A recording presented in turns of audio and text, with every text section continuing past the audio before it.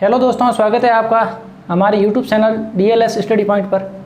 तो हम पढ़ रहे थे कैलेंडर टॉपिक, और कैलेंडर में हमने पिछले वीडियो में कैलेंडर की सामान्य जानकारी होती है उसके बारे में डिस्कस कर लिया था। और आज हम थोड़ी जो पीछे रह गई सामान्य जानकारी उसको डिस्कस कर लेते हैं पहले, और उसके बाद क्वेश्चनों के माध्यम से इस टॉपिक को करने का प्रयास करते हैं। सबसे पहले देख लेते हैं कि किसी सामान्य वर्ष या फिर लीप वर्ष में कौन कौन से महीने समान होते हैं, उसके बारे में देख लेते हैं। समान मतलब जैसे मान लो कोई सामान्य वर्ष है 2011 है, क्वेश्चन ऐसा आएगा किसी सामान्य वर्ष में जनवरी के समान और कौन से महीने होंगे। इसका मतलब जब जनवरी की 1 तारीख को, यदि जनवरी की 1 तारीख को सोमवार है तो ऐसा कौन सा महीना होगा और इसी साल में कि उसी महीने की 1 तारीख को सोमवार आ जाएगा और अंतिम तारीख को इसमें जो ऐसा चलेगा उसी प्रकार से चलता जाएगा। तो इस प्रकार से किसी सामान्य वर्ष में किसी महीने के समान कौन से महीने होते हैं और किसी लीप वर्ष में कौन से महीने समान होते हैं उसके बारे में थोड़ा डिस्कस कर लेते हैं पहले, और उसके बाद क्वेश्चनों की तरफ बढ़ेंगे। चलिए तो शुरू करते हैं।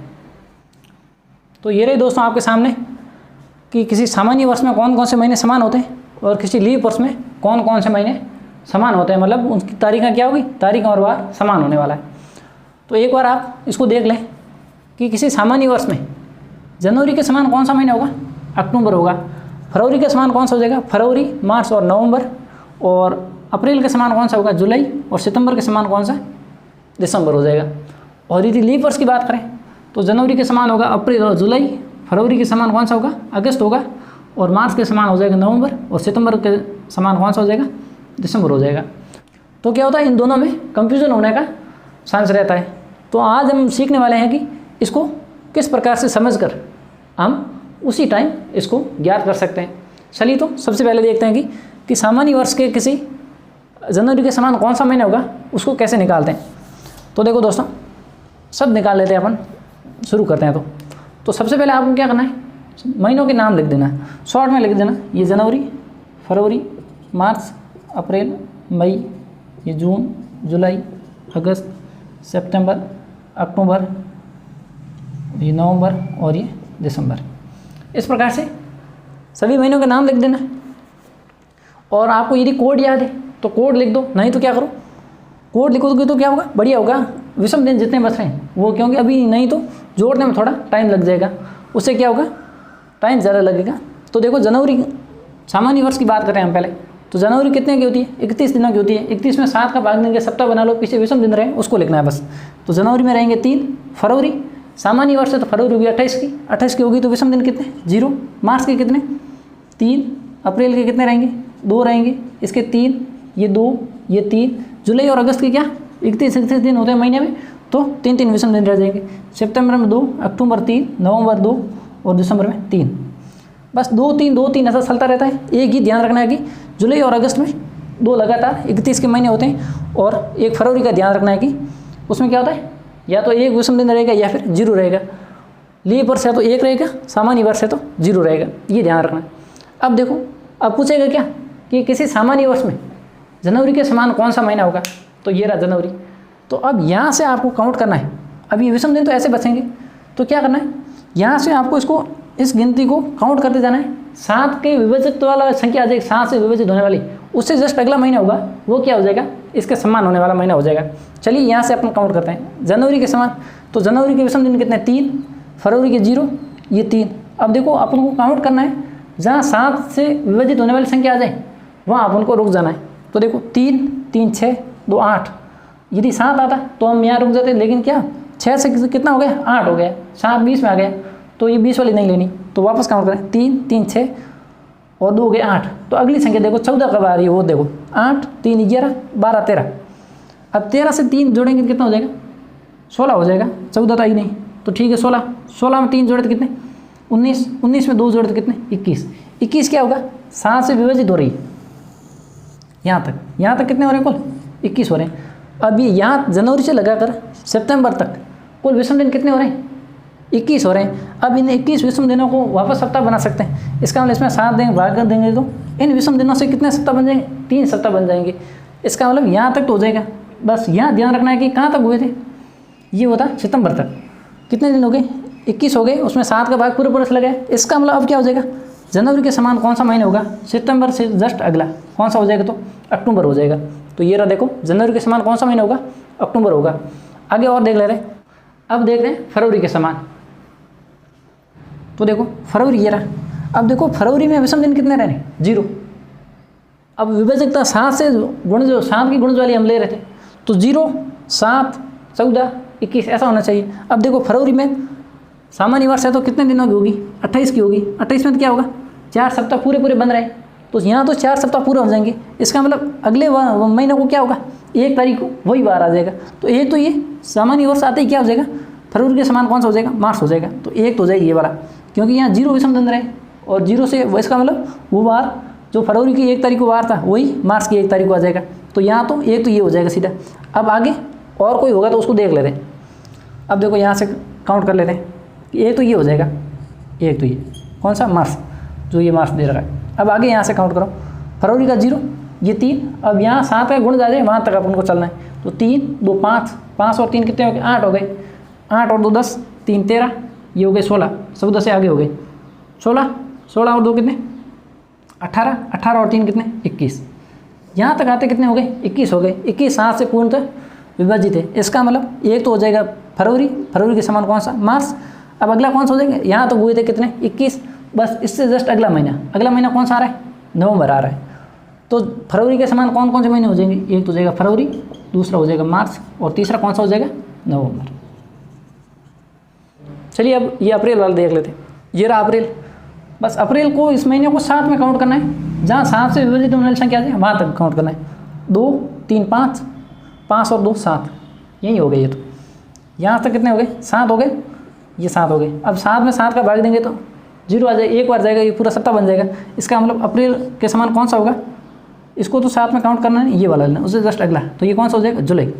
अप्रैल के समान कौन सा, जुलाई हो जाएगा। चलिए आगे देखते हैं सितंबर के समान।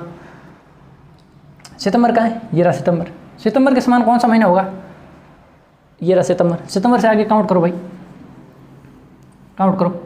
ये सितंबर को 7 में काउंट करना है, 2, 3, 5 और 2 7, यहाँ तक हो जाएगा 7। अगला लेना है कौन सा, तो सितंबर के समान कौन सा हो जाएगा, दिसंबर हो जाएगा। तो ये रहा दिसंबर।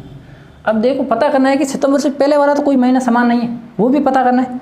तो आप सितंबर से इधर काउंट कर लो, कोई हो जाए तो यहाँ से काउंट करो। देखो 2, 3, 5, 8, 10, 13, ये हो जाएगा 16, 16 और 3 19, 19 और 0 और 19 और 3 करेंगे कितना हो जाएगा, 22 हो जाएगा। इसका मतलब यहाँ तो कोई 7 से विभाजित होने वाली सितंबर के इधर तो कोई महीना था नहीं, ऐसी संख्या मिली नहीं। आगे देखा तो हमने, ये मिल गई एक।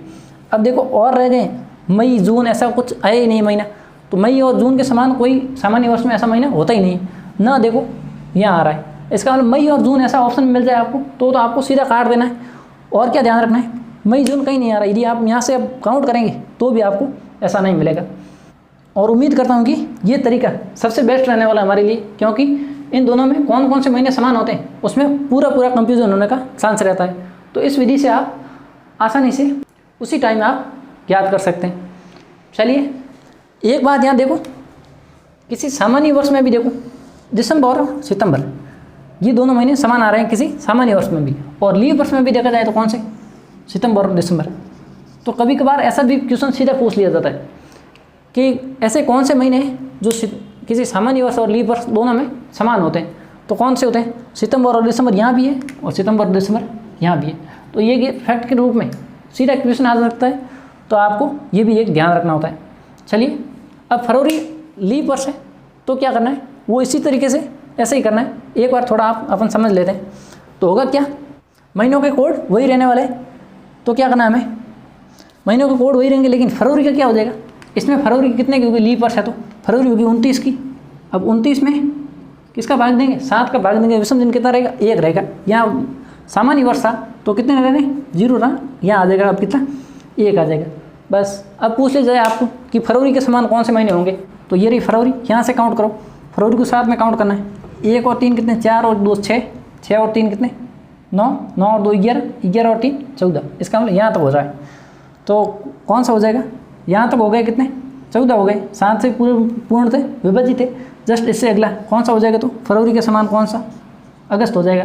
आगे कोई और महीना मिल रहा है तो उसको काउंट कर लो, यहाँ तक दे 14, 14 और 3 कितना, 17, 18 19, 19 और 3 कितने 22, 22 और 2 24, 24 और 3 कितने 27 हो जाएंगे। 7 से विभाजित होने वाली संख्या आई नहीं, इसका मतलब किसी लीप वर्ष में फरवरी के समान कौन सा महीना, अगस्त महीना हो जाएगा। इसी प्रकार आप जनवरी की ज्ञात कर सकते हैं, तो आप इस प्रकार से ज्ञात कर सकते हैं। चलिए दोस्तों, उम्मीद करता हूँ ये वाला तरीका आपको अच्छा लगा होगा।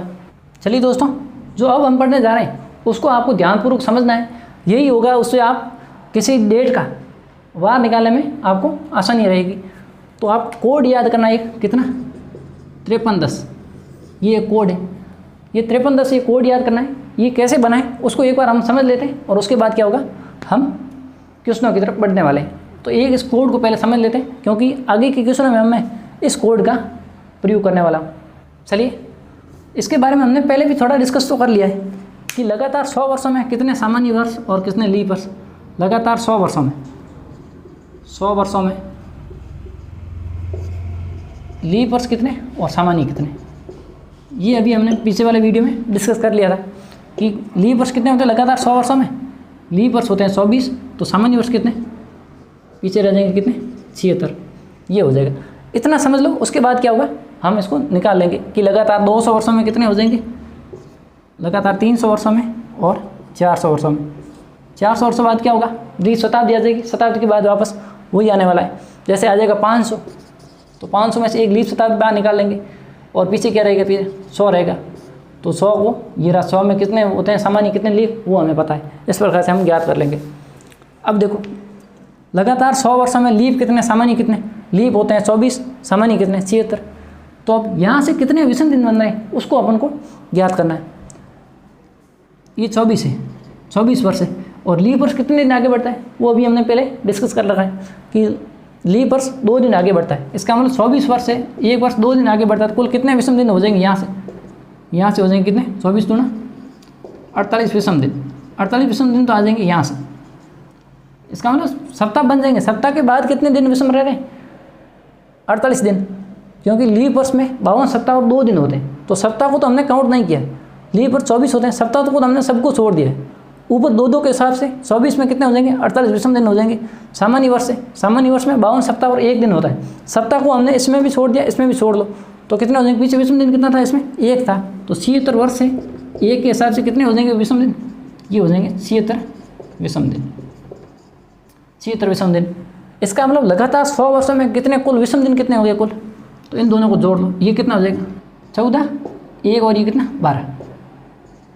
यहाँ से कुल कितने विषम दिन मिल रहे हैं हमें लगातार 100 वर्षों में, 124 विषम दिन।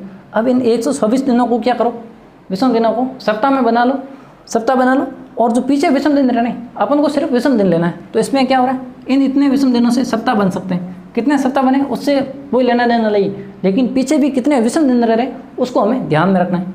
तो 7 का भाग 2 दोस्तों, एक बार जाएगा 5, 4 पीछे रहेगा, अब जाएगा 7 बार भाग, कितना रह जाएगा 49, और पीछे कितने 5 विषम दिन।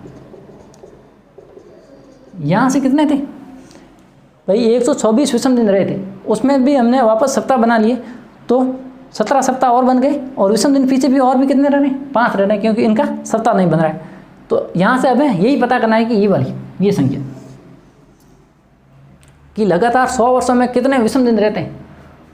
पहले तो लीप वर्ष में देखा तो हमने 48 था, सामान्य वर्ष में देखा तो 76 था, इन दोनों को जोड़ा, फिर वापस सप्ताह बनाए हमने, तो भी कितने रह गए पीछे, 5 विषम दिन रह गए। अब यहाँ से ये देखना है कि लगातार 100 वर्षों में, लगातार 100 वर्षों में कितने विषम दिन, कितने, ये आ गए 5 विषम दिन। लगातार 100 वर्षों में 5 विषम दिन। अब क्या होगा, अब लगातार 200 वर्षों में, अब 100 में कितना था, 5 था, तो अब 200 वर्ष मतलब इसका दुगुना, तो लगातार 200 वर्षों में कितने विषम दिन हो जाएंगे, बस मतलब 5 + 5 कितने 10 विषम दिन। अब 10 विषम दिन है, 10 विषम दिनों से क्या हो रहा है, एक सप्ताह और बना सकते हैं। यहाँ से 10 में 7 का भाग दिया तो 1 तो बन जाएगा क्या, सप्ताह, और विषम दिन पीछे कितने रहेंगे, 3 विषम दिन, ये 3 विषम दिन। इसका मतलब लगातार 200 वर्षों में कितने विषम दिन, 3 विषम दिन। कैसे आए, क्योंकि 1 से लगाकर 100 वर्षों तक तो कितने 5, और अब 101 से लगाकर 200 तक कितने होंगे, और 100 वर्ष से तो 5 विषम दिन और होंगे, कुल मिलाकर हो गए 10, 10 में हमने 10 विषम दिनों को हमने एक और सप्ताह बना लिया, और उसके पीछे कितने दिन रहे, 3 रह गए, तो ये हो गए 3 और विषम दिन। तो लगातार 200 वर्षों में कितने हो जाएंगे विषम दिनों की संख्या, कितने, 3 विषम दिन, ये हो जाएगा। अब लगातार 300 वर्षों में बस वही कॉन्सेप्ट, पहले 100 में 5 थे, दूसरे में भी 5, तीसरे में भी 5, तो ये कितने हो जाएंगे लगातार 300 वर्षों में 15 विषम दिन। अब इनको और सप्ताह में बदलो, सप्ताह में बदल दिया तो कितना हो जाएगा, ये हो जाएगा कितना, 7 का भाग दिया तो 2 सप्ताह बन जाएंगे, और विषम दिन कितना, 1 विषम दिन, ये 1 विषम दिन। इसका मतलब लगातार 300 वर्षों में कितने विषम दिन, 1 विषम दिन। तो ये 300 वर्षों में, लगातार 300 वर्षों में 1 विषम दिन। अब अगली बात क्या रही, 400 वर्षों में। अब 400 में देखो ये क्या होगी, शताब्दी बन रही, शताब्दी में किसका भाग देना है, शताब्दी में 400 का भाग देना है, और वर्षों में कितना का देना था, 4 का दे रहे थे सामान्य और लीव का पता करने के लिए। अब लगातार 400 वर्षों में, अब 400 में क्या हो रहा है, 400 में 400 का भाग जा रहा है पूरा पूरा एक बार, और विषम दिन कितने, 0 विषम दिन, विषम दिन। तो ये हो गया, इसका मतलब लगातार 400 वर्षों में कितने विषम दिन, कितने हो जाएंगे, ये हो जाएगा क्या, 0 विषम दिन। इस प्रकार से तो देखो ये अपन को क्या करना था, इसको बार बार नहीं करना, इसको एक बार समझना कि कोड बना कैसे, उसके बाद हमें सिर्फ यही ध्यान रखना कि लगातार 100 वर्षों में कितने विषम दिन, 5, लगातार 200 में 3, लगातार 300 में 1, और लगातार 400 में 0। तो देखो ये कोड क्या बन रहा है, 5 3 1 0, 5 3 1 और 0। तो ये कोड आप याद कर लो कितना, 53 10। इसका मतलब ये तो लगातार 100 वर्षों में विषम दिनों की संख्या 5, लगातार 200 में 3, लगातार 300 वर्षों में कितने विषम दिन, 1, और लगातार 400 वर्षों में कितने विषम दिन, 0 विषम दिन। इस कोड को आप समझ लो, ये आपको अगले क्वेश्चनों को करने में सहायता करेंगे। चलिए ये तो हो गया, अब हम इसका एक क्वेश्चन देख लेते हैं, उसके बाद और क्वेश्चन हम अगले वीडियो में प्रैक्टिस करने वाले हैं। इसका एक क्वेश्चन अभी हम समझ लेते हैं। अब देखो दोस्तों सवाल कैसे आएगा, इस प्रकार का क्वेश्चन आएगा, इसको हम एक बार आज जल्दी जल्दी कर लेते हैं, और कल से जब हम क्वेश्चनों की प्रैक्टिस करेंगे तो क्या होगा, हम इसके ऐसे क्वेश्चनों की प्रैक्टिस करेंगे तो आपको आसानी से समझ में आ जाएगा। चलिए इसको कर लेते हैं। अब देखो 1947 का वर्ष है, क्या 1947 का वर्ष पूरा है, पूरा वर्ष है नहीं, कहाँ तक है, 15 अगस्त तक है। इसका मतलब क्या करना है, इस वर्ष को पूरे को छोड़ देना है। तो इससे पहले कितने वर्ष बीत चुके हैं, 1946। इसका मतलब एक ईस्वी से लगाकर 1946 तक वर्ष बीते हैं, उसको ये तो पूरे वर्ष थे, और अभी 47 तो क्या है, चल रहा है। तो अपन को तो हम ले रहे हैं कितने तक, 1946 तक। तो ऐसे क्वेश्चन में करना क्या, सबसे पहले तो हमें लेना क्या, गत वर्ष। गत वर्ष मतलब जो वर्ष चल रहा है उससे जस्ट पीछे वाला। तो गत वर्ष कौन सा हो जाएगा, 1946 वाला। अब 1946 में से अभी हमने जो कोड याद किए थे उस हिसाब से कितने विषम दिन रह रहे हैं उसको पता करना है। तो सबसे पहले तो क्या करना है, इन वर्षों में से लीप शताब्दी बाहर निकालो, लीप शताब्दी निकालो। लीप शताब्दी कैसे निकलेगी, इसमें किसका भाग देना पड़ेगा, लीप शताब्दी निकालने के लिए वर्षों में किसका भाग देते हैं, 400 का भाग देते हैं। 400 का भाग दो, इसमें कितनी बार जाएगा भाई। तो लीप शताब्दी हमने देखा था कि 400 थी, 800 थी, 1200 थी, 1600 थी, और कौन सी थी, 2000 थी। तो इसमें लीप शताब्दी कौन सी आएगी, इससे पहले 1600 आएगी, सीधी सीधी बात है। अब इसमें 400 का भाग देंगे, 3 बार जाएगा, आएगा 1600। पीछे विषम दिन जो वर्ष रहे उसको नहीं देखना है। इसका मतलब लीप शताब्दी कौन सी होगी, 1600 हो जाएगी। 1600 तो लीप शताब्दी, ये आ जाएगी लीप शताब्दी। तो सबसे पहले तो आपको करना है लीप शताब्दी, इसको अलग करना है। उसके बाद लीप शताब्दी 1600 वर्ष तो यहाँ तक हो गए। अब 1600 से कितने वर्ष और ज़्यादा है, 1600 से वर्ष कितने आगे। अब हमें पता है कि लगातार 300 वर्षों में कितने विषम दिन हो रहे हैं। तो देखो 1600 से आगे कितने, 300 वर्ष, 16 वर्ष और 300 कितने हो जाएंगे, 1900 हो जाएंगे। और 1900 भी ज़्यादा कितने और, 46 वर्ष और है। इस प्रकार से तो इसको मैंने टुकड़ों में तोड़ लिया। पहले लीप शताब्दी बाहर निकाली, फिर लगातार 100 वर्ष है या फिर 200 है या फिर 300 है। 400 होती तो क्या हो जाती, शताब्दी हो जाती। तो 300 वर्ष और उसके बाद भी कितने, 46 वर्ष है। तो इसको हमने अलग कर लिया। तो देखो अब यहाँ से देखो, अभी हमने पता था हमें कि लगातार कोड क्या था हमारा, 53 10 था। तो लीप शताब्दी का कोड क्या है, 0। लगातार 100 वर्षों का कितना, 5 विषम दिन होते हैं। 200 लगातार में कितना, 3 विषम दिन। 300 लगातार वर्षों में 1 विषम दिन, और लगातार 400 वर्षों में 0 विषम दिन। इसका मतलब लगातार 400 मतलब लीप शताब्दी में तो 0 होता है। इसका मतलब 1600 में तो कितना हो जाएगा, ये लीप शताब्दी थी। 400 800 1200 ये क्या है, लीप शताब्दी। तो लीप शताब्दी का कोड क्या होगा, 0 होगा। लगातार 300 वर्षों में विषम दिन कितने होने वाले हैं, ये लगातार 100 का, ये 200 का, ये 100 का है, ये 200 का है, ये 300 का है, और ये 400 का है। तो लगातार 300 वर्षों में कितने विषम दिन, 1 विषम दिन। यहाँ तक हो गए। अभी हमने 46 का पता करना है। तो 46 को अभी हमें 2 टुकड़ों में तोड़ना है, एक तो लीप ईयर और एक सिंपल ईयर। 46 में कितने तो सामान्य वर्ष है, कितने लीप वर्ष है, तो उसमें क्या करना पड़ेगा, वर्षों में सिर्फ लीप और सामान्य ज्ञात करना है, तो हमें किसका भाग देना है, 4 का भाग देना है। 46 में हमें 4 का भाग दिया तो क्या आ जाएगा, कितने लीप वर्ष कितने सामान्य वर्ष ये पता चल जाएगा। तो 4 का भाग कितनी बार जाएगा, पूरा 11 बार जाएगा। इसका मतलब क्या हो जाएगा, 46 में लीप वर्ष तो कितने 11 और पीछे सामान्य वर्ष कितने रहेंगे, 46 में से 11 तो लीप वर्ष है, तो सामान्य वर्ष कितने, 46 में से 11 काटो तो पीछे कितने रह जाएगा, 35 रह जाएगा। यहाँ तो हो गया। अभी हमें और पता है कि लीप वर्ष कितने दिन आगे बढ़ता है, 2 दिन बढ़ता है, तो इसको गुणा करा लो 2, 11 दूना कितना 22 विषम दिन आ जाएगी यहाँ से, और लीप सिंपल ईयर कितने 1 वर्ष आगे बढ़ता है, ये कितना हो जाएगा 35 हो जाएगा। अब इन दोनों को जोड़ के क्या करो, अभी ये इतने विषम दिन है, इसको और सप्ताह बनाओ और जितने भी हो सके सप्ताह से कम हो रहे वो विषम दिन ज्ञात कर लो। तो 35 में 7 का भाग पूरा जा रहा है, इसको सीधे पहले ही काट दो, 22 रहा, 22 में 7 का भाग दिया, विषम दिन कितना 1, यहाँ से कितना मिला हमें कुल मिला के 1 मिला। तो लीप शताब्दी का कोड क्या था, 0 + 1 + 46 का कितना हो गया, कुल मिला के 1 हो जाएगा। 1 तो आपने ये याद करना है, तो ये इनको जोड़ दिया तो कितना आ गया, कुल मिला के 2, तो हमें ये वाले यहाँ ध्यान रखना है। यहाँ से कुल कितने निकले, 1946 तक विषम दिन 2 निकले। अब 1947 को शुरू करना है जनवरी से, और कहाँ तक चलना है, 15 अगस्त तक चलना है। अब देखो 1947 जनवरी 31 दिनों की होती है, अब सीधा 7 का भाग दे दो, विषम दिन लो, तो जनवरी में 31 में भाग दिया तो कितना, विषम दिन कितने 3। फरवरी सामान्य वर्ष है या फिर लीप वर्ष, ये ध्यान करना है आपको। तो 47 शब्द क्या होगा, सामान्य वर्ष है, सामान्य वर्ष में फरवरी होती है 28 की, विषम दिन कितने 0। ये मार्च, अप्रैल, मई, ये जून, ये जुलाई और अगस्त कितने 15 अगस्त तक। अगस्त के जो महीना पूरा नहीं हुआ, जितने दिन है वहाँ तक पूरे ले लो। यहाँ तो ये ले लिए, और क्या था, और 46 तक कितने विषम दिन थे 2, उसको भी क्या कर लो, यहाँ मैं इसके साथ इसको ऐड कर रहा हूँ, ये हो गया। बस कुल मिला के इतने विषम दिन हो रहे हैं। तो क्या करो, अब इनको जोड़ो, 7 का भाग दो, और भी इन विषम दिनों से सप्ताह बना लो, पीछे विषम दिन रह रहे हैं उसको ज्ञात करो। तो इनको जोड़ो भाई, देखो 15, 3 कितना 18, 18 2 20, 23, 25 और 3 कितना 28। यहाँ से 28 में 7 का भाग दिया तो 0 रह गया, इसका हम 3 और 2 कितना 5। अभी भी विषम दिन कितने रहे, 5 विषम दिन। अब 5 विषम दिन रहे, 1947 तक हमें कितना मिल गया कोड, 5 मिल गया। और हमें पता है कि वारों का कोड क्या क्या होता है, इसका मतलब 5वें नंबर पर कौन सा वार आता है वही हमारा क्या होने वाला है, आंसर होने वाला है। तो 5वें नंबर पर कौन सा वार आता है भाई, एक होता है सोमवार, मंगलवार, बुधवार, गुरुवार और शुक्रवार। इसका मतलब 5 का मतलब क्या होता है, शुक्रवार होता है। तो इसका मतलब क्या हो जाएगा, 15 अगस्त 1947 को कौन सा वार था, तो यहाँ से आ जाएगा वार कौन सा, शुक्रवार आ जाएगा। चलिए दोस्तों, उम्मीद करता हूँ ये क्वेश्चन आपको समझ में आया होगा। ऐसे क्वेश्चन हम अगली क्लास में करने वाले हैं, जिससे क्या होगा आप आसानी से समझ सकते हैं। आपको तो सिर्फ ये कोड याद करना है 5310, और उसके अलावा जो भी हमने सामान्य जानकारी देखी थी कि सामान्य वर्ष कितने वर्ष आगे बढ़ता है, लीप वर्ष कितने दिन आगे बढ़ता है, और ये वाले जो कोड होते हैं दिनों के, महीनों के सॉरी, वो याद करने, और दिनों के कोड वाले 1 2 3 4 5 6 7 वो याद कर लेना है।